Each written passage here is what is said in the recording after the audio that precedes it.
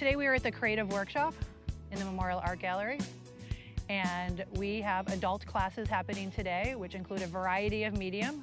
We have found that so many people have been missing doing this kind of activity in their life, especially while they were working, and so they're eager to find new hobbies, new activities, ways to engage their creative minds, and the programs at the Creative Workshop allow them those opportunities. I think it's important to stretch yourself. So to take courses or engage in activities where you're doing something that you haven't done before.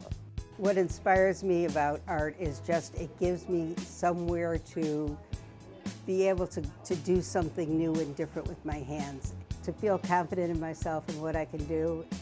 Creating art makes me feel very good, very uplifting. It makes my whole mood change. I think the best part of teaching older adults is watching them come into their own, to seeing them break free from whatever their professional life was, whatever their role was in their family life, and become their own. And the other part is the community that's built between them, seeing how they interact and make friendships in the classes.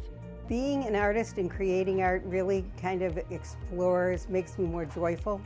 And in today's age, I need some joy. And one of the greatest things about it here is not just being able to create the art, but the community that's here. So it's not just the art, but it's the friendship that's been great. I enjoy looking at my pictures and showing other people, look what I did. It makes me feel good. Also, I think it's important to work with your hands a little bit and keep the motor skills going.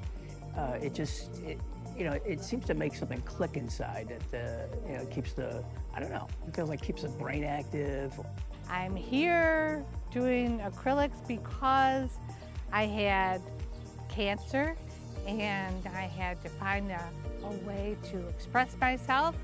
And then we had a terrible car accident, and then my husband had a stroke, and this helps me deal with my anxiety and make me feel like a better person.